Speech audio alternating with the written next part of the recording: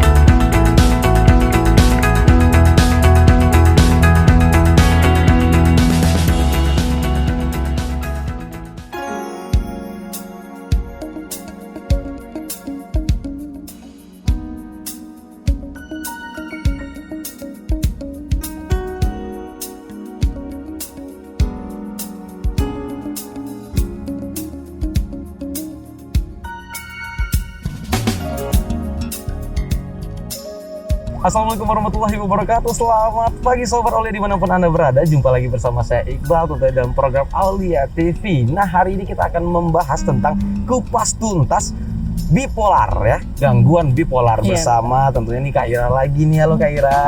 Bisa pakai Ira, tapi namanya lengkapnya nih Saifatur Rahmi. Yap, betul. Oke, Saifatur Rahmi Hidayat SPSI Empati psikologi. Oke, empati psikolog. Nah, tentunya nih udah kali kedua nih kita bersama nih ya Kak ya. Luar biasa sih. Dan tentunya hari ini kita didukung oleh Kebab Goceng hari ini. Oke, nah sebelum kita masuk nih Kak, apa kabar, sehat? Alhamdulillah sehat. Sehat ya, alhamdulillah. Ini masa pandemi ini Iya. kembali lagi, tetap berjumpa, tetap seperti aktivitas biasa ya. Iya, harus. Harus ya, sekarang pokoknya harus fit lah gitu ya. Betul. Intinya. Oke nih, ngomong-ngomong nih, pembahasan kita tentang kupas tuntas gangguan bipolar. Nah, sebelum kita masuk nih ke pembahasan inti kita, nah kira-kira bipolar itu apa? Nah, bipolar itu adalah salah satu gangguan kejiwaan di mana seseorang mengalami perubahan mood yang sangat ekstrim. Oke. Jadi dari mania itu adalah kegembiraan yang berlebihan menuju depresi. Oke. Jadi rasa sedih yang sangat mendalam dan itu bergantian terjadinya. Ibarat kita naik roller coaster, jadi dia bisa tinggi sekali, happy sekali, dan tiba-tiba merasa sedih, luar biasa gitu. Jadi dari namanya saja bipolar, jadi ada dua polar di situ, ada dua kutub di mana yang satu sangat sedih, yang satu sangat senang, dan itu terjadi secara bergantian. Secara bergantian. Nah, itulah gambar umumnya jatuhnya tentang bipolar ini. Nah, yang selanjutnya nih Kak, dari bipolar sendiri nih, apa saja nih gejalanya yang akan yang dirasakan dari bipolar tersebut? Nah, sebenarnya kan karena tadi saya sampaikan bahwa bipolar itu kan terbagi dua, ada yang mania, ada yang depresi. Iya. Jadi kalau mania itu gejalanya seperti apa sih? Misalnya ini orang biasanya sederhana, pendiam, tidak banyak bicara, ya. Terus tiba-tiba dia jadi bicara dengan cepat, suaranya lantang dengan kuat, terus ketawa nggak tentu gitu. Nggak ada alasan, dia happy, kegirangan tidak jelas. Nah, itu kita sudah bisa kayak kode ini kok ada yang aneh dari dia gitu kan. Nah itu contoh gejala mania, itu sampai dia sulit tidur, itu bisa berlangsung 2-3 minggu biasanya. Nah kalau gejala yang depresinya yang muncul itu seperti rasa sedih yang berlebihan, rasa tertekan, merasa bersalah, terus sampai ada ide bunuh diri. Oh, sampai situ titik intinya apanya ya, jauhnya ya. Oh, berarti memang bipolar ini bukan hal yang bukan yang main-main nih gitu ya. Iya, benar sekali. Berarti memang jatuhnya memang kejiwaannya nih. Nah, ini Sobat Oleh dimanapun Anda berada, ya bisa kita lihat banyak sekali di luar sana ya, entah kau kerabat atau teman-teman yang memiliki gejala ini, tentunya kita sebagai temannya harus selalu mengingatkan dia salah satunya ya. Nah, sebelum lanjut nih juga Kak, sebelum lanjut pembahasan tadi ada maniak sama depresi. Nah, dari maniak sendiri apakah ada dari secara fisik untuk nampak gitu secara yang maniak ini seperti apa? Ini saya jelaskan terlebih dahulu. Jadi bipolar itu secara umum ada 2 jenis gitu kan. Jadi jenis pertama itu tipe 1 di mana maniaknya lebih dominan daripada depresinya. Terus ada tipe 2 di mana depresinya yang lebih dominan daripada maniaknya. Nah, bedanya apa? Sebenarnya kan orang merasa senang, merasa happy kan biasa, tapi ketika itu berlebihan dan terjadi perubahan yang fluktuatifnya terlalu jomplang, itu baru kita katakan dia gangguan gitu. Nah, bagaimana cara kita kayak mendeteksi ini beneran ada gangguan atau tidak gitu tuh? Itu kan bisa keseharian. Biasanya orang dengan bipolar itu sendiri yang bisa mencatat gitu. Kok saya tiba-tiba ngerasa sedih berlebihan, terus tiba-tiba happy sekali gitu. Dan tuh keluarga, orang sekitarnya kan juga bisa melihat gitu seperti apa kondisi mereka gitu. Berarti memang bipolar ini bisa dirasakan oleh dirinya sendiri ya. Oh, seperti itu nih. Kita sebagai keluarga kayak bisa melihat gitu kan, kok beda ya gitu. Nah, kalau tadi pertanyaan Iqbal, secara fisik kelihatan nggak Kak? Iya, secara fisik gimana? Secara fisik, karena gini, umumnya saja orang depresi itu akan terlihat lebih sering menunduk, pendiam gitu kan. Jadi dia secara duduk juga tidak tegap, tidak terlihat semangat, dia terlihat merundungkan sesuatu gitu kan. Itu kalau orang yang keluar depresinya, tapi kita nggak bisa langsung bilang oh dia bipolar nih sebelum keluar maniknya. Jadi kalau sebelum keluar yang kegembiraannya itu dia nggak bisa dibilang, bisa jadi unipolar, bisa jadi dia cuman depresi. Makanya butuh dicatat gitu. Oh dia nih dalam seminggu ini dia terlalu sedih berlebihan gitu. Nanti ternyata 2 minggu kemudian dia senang berlebihan. Baru kita bisa katakan dia bipolar. Jadi nggak segampang itu juga bilang, oh kamu sedih bipolar nih gitu. Nggak bisa gitu kan. Nah kalau orang maniak seperti apa gitu kan. Kalau yang sampai kondisi parahnya, jadi sampai dikatakan bahwa orang yang depresi itu cenderung menyakiti dirinya, dia sampai punya pikiran untuk bunuh diri, merasa bersalah berlebihan. Tapi kalau orang mania itu besar kemungkinan menyakiti orang lain. Jadi dia terlalu senang kayak mukul orang tuh, semangat ada rasa menggebu. Gitu ya? Sampai orang yang dia ini sakit gitu ya. Iya, betul sekali. Jadi suaranya bisa tiba-tiba kenceng banget gitu kan. Terus tiba-tiba ketawa nggak jelas. Secara bentuk mungkin tidak ada perubahan yang signifikan, kecuali untuk kasus-kasus tertentu yang sudah kategorinya berat mungkin bisa jadi kelihatan gitu. Ada yang bisa tiba-tiba buka jilbab gitu, yang tadinya dia alim sekali tiba-tiba beringasan, itu tuh bisa terjadi seperti itu. Apakah bipolar itu dalam satu waktu nampak, misalnya nih yang kayak bilang tadi, tiba-tiba nih dia sedang sedih, ini nggak berapa menit kemudian dia bahagia, seperti itu tanda lebih kurang. Bahkan ada yang terjadinya bisa sekaligus. Jadi kayak kita ngelihat orang, ya kalau kita lihat seperti orang bermain peran gitu, dia di situ ketawa tapi matanya nangis, bisa. Jadi ada namanya mixtape. Jadi dia tuh percampuran antara rasa sedih dan bahagia sekaligus. Di situ dia ngerasa senang, tapi di sisi lain dia ngerasa bersalah, ngerasa berdosa gitu. Itu bisa terjadi. Bisa salah satunya bipolar gitu ya? Bipolar dengan mixed state seperti itu yang akan muncul.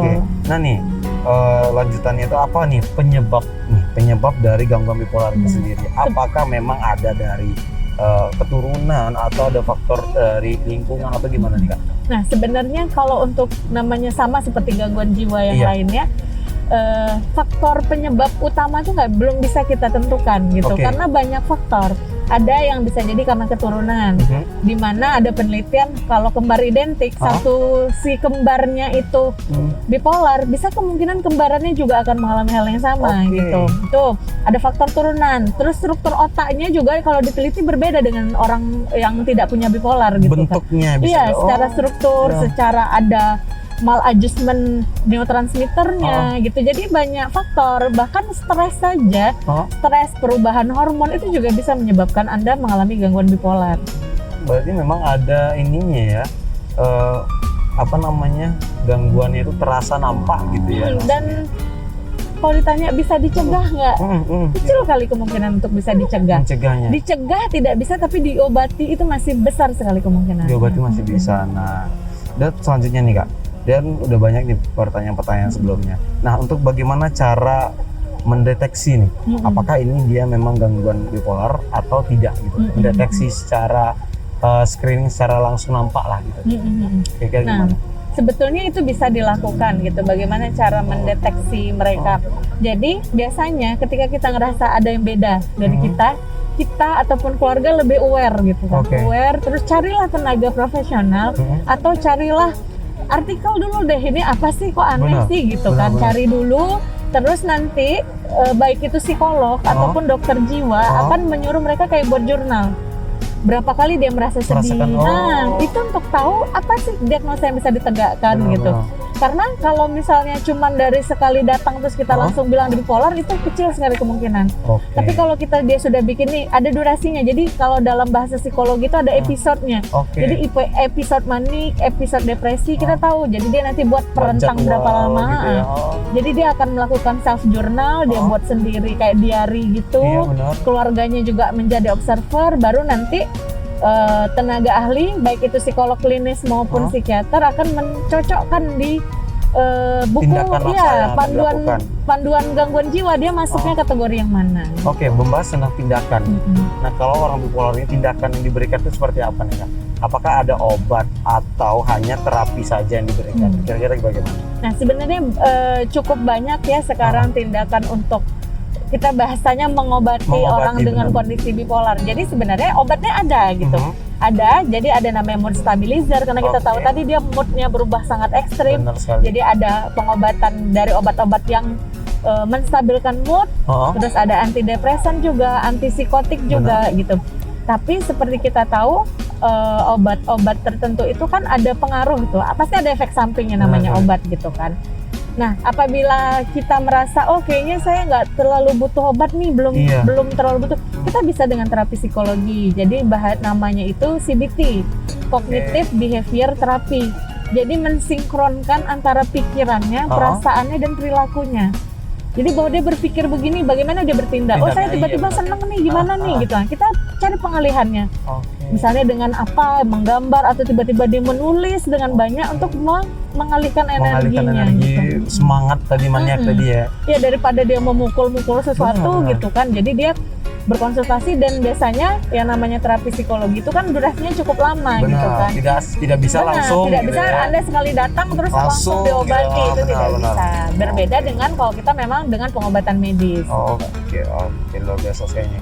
Nah, kalau misalnya nih seandainya bipolar ini dikaitkan dengan black magic atau ilmu hitam, karena kan banyak di luar sana yang nggak tahu nih terkait tentang bipolar ini. Terus dikaitkanlah dengan black magic ini diguna-guna atau itu gimana dari pandangan kakak sendiri tuh? Nah, kita sebagai psikolog gitu kan, dan beberapa tenaga psikologi klinis lainnya itu kan tidak memahami, istilahnya tidak merasa bahwa black magic itu ada. Gitu. Itu harus digarisbawahi dulu. Dan kami punya nama untuk gangguan itu. Jadi ketika orang tiba-tiba ketawa berlebihan, nggak ada penyebab, tiba-tiba dia merasa happy luar biasa, kita bilang dia mania. Tiba-tiba nih manik nih, tiba-tiba bahagia banget gitu kan.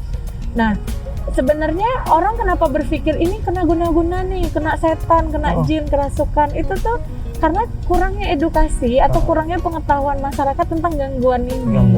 Gitu. Jadi bisa jadi ini bipolar Tapi karena edukasi Iya, masyarakat betul. secara umum itu ada Dibawalah black ke magic, dukun dibawalah gitu ke- kan. oh.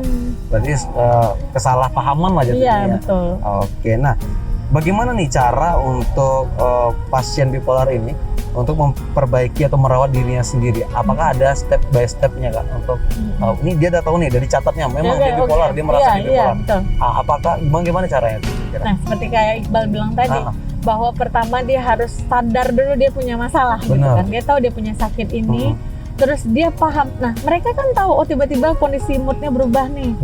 Nah, lakukanlah cara-cara yang sebenarnya tidak merugikan diri dia. Kalau misalnya dia butuh obat, minum obatnya secara teratur sesuai Oke. dosis yang diberikan dokter. Oke. Jadi jangan main pintar, oke udah nggak ada nih dikurangi dosisnya, nggak boleh Oh, nggak gitu. boleh ya? Dia harus patuh instruksi, bahkan patuh dengan terapinya yang diberikan.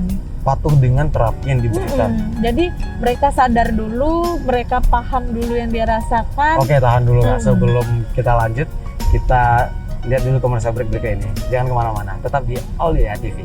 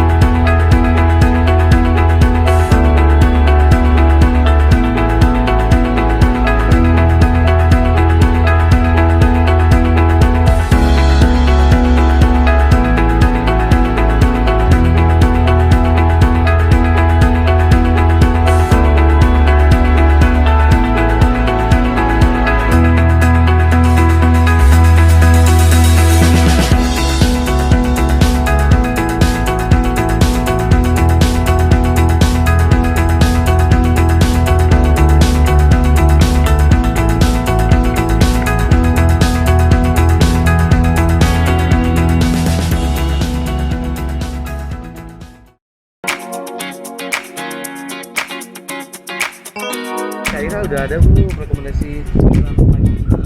Belum ada. Belum ada. Nah, ini dia. Ini dari kebab goceng. Kebab Nah, goceng. ya tapi ini yang spesialnya. Nah, boleh diambil, pilih aja yang mana mau. Oke deh. Spesialnya apa ini? Nah, spesial ini ada daging, telur, dan keju di dalamnya. lengkap ya. Benar sekali, tentunya banyak varian rasa juga. Ada yang pedas dan ada yang manis. Bisa nanti dicek di @kebab_goceng. Oke, sambil makan buka dulu. Wow. Keren banget Coba nih. ya. Kita coba, silakan coba. Gimana rasanya? Rekomendasi banget kan? Enak banget. Oke, langsung aja nih di Kebab Goceng.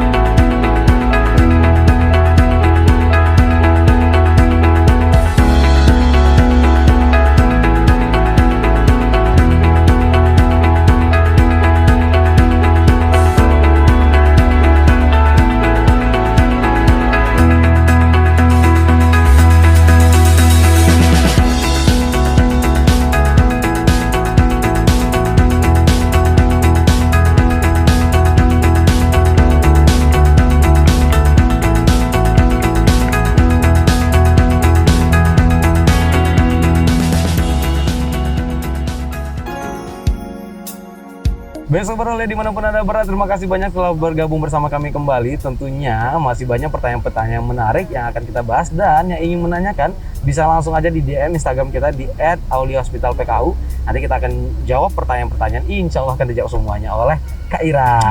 Oke ya. Nah, melanjutkan tadi pertanyaan yang udah kita tanyakan nih Kak. Bagaimana nih seorang bipolar itu sendiri mengatasi penyakitnya? Gimana nih kayak Jadi ada beberapa cara bagaimana seorang bipolar merawat dirinya sendiri. dirinya sendiri. Oke. Benar. Jadi yang pertama dia harus paham betul kondisi dia. Paham betul kondisi. Dia tahu, oh saya nih bipolar disorder nih, punya gangguan bipolar nih. Tahu dulu dia punya gangguan itu. Terus yang kedua, mulai waspada ketika gejalanya muncul.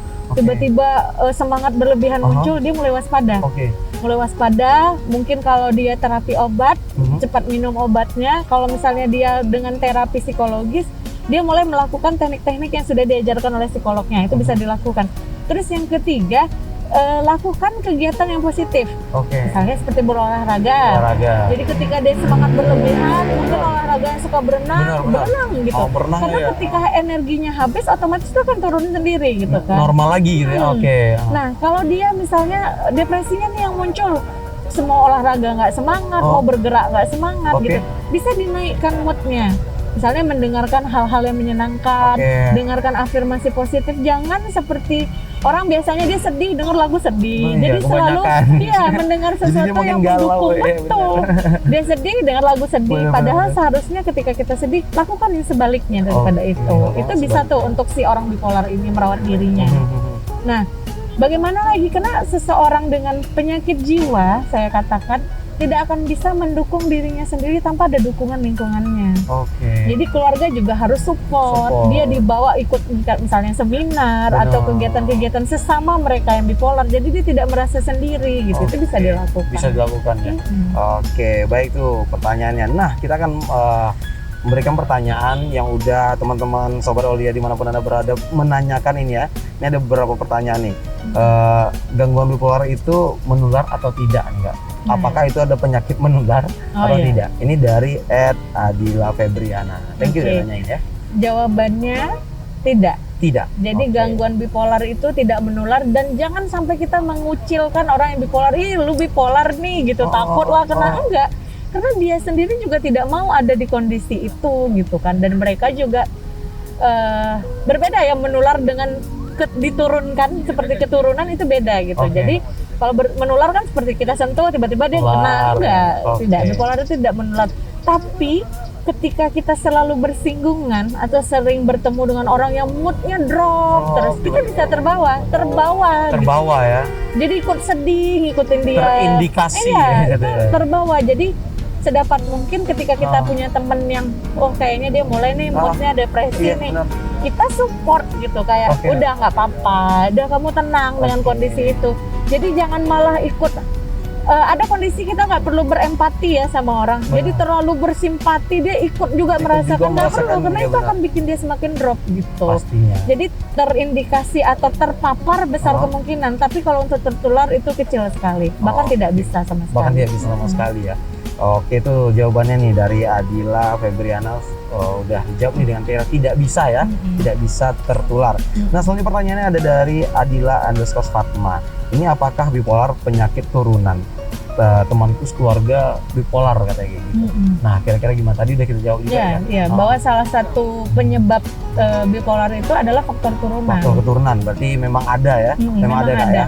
Tapi bisa diputus nggak sih Kak? Iya, bisa diputus nggak sih ya? Dia kan memang bawaan, jadi moodnya tuh terlalu jomplang dibandingkan orang umum gitu. Jadi gimana caranya? Karena dia sudah tahu kondisinya, beradaptasi dengan kondisi itu. Seperti tadi, misalnya tiba-tiba dia happy, bawa berenang, bawa main sepeda gitu kan. Atau ketika dia sedih sekali, dia lakukan hal-hal yang bisa membahagiakan dirinya. Jadi dia mengontrol sendiri. Itu bisa, apalagi kita sudah tahu kan, oh ibu kita begitu, bapak kita begitu. Semakin kita tahu, semakin aware kita dengan kondisi kita.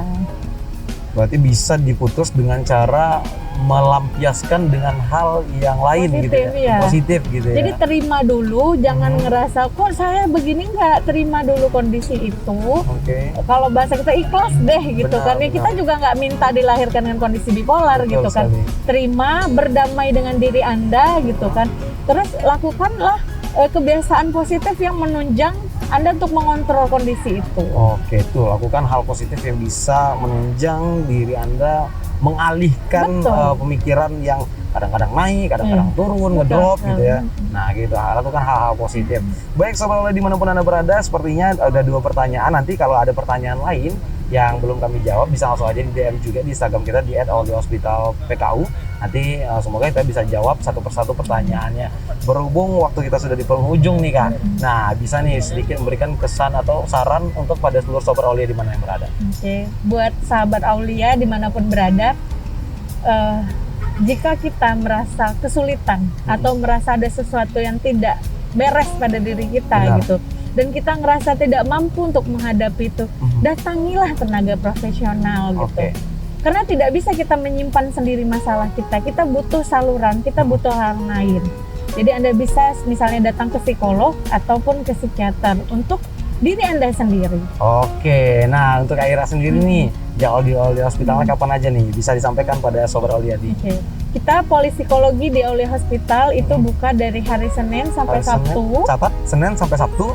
Jam 8 sampai jam 16. Jam 8 sampai jam 16 waktunya sebagian barat ya. Jadi jangan sampai jangan sampai dipendam karena memang masalah itu bisa selesai juga salah satunya diceritakan dengan orang yang memang pas. Iya. Dan salah satunya psikolog atau psikiater ya Kak ya. Betul. Baik Kak, udah di penghujung waktunya, terima kasih banyak. Mohon Iya, maaf sama-sama. apabila ada kesalahan perkataan dan perbuatan ya Kak ya.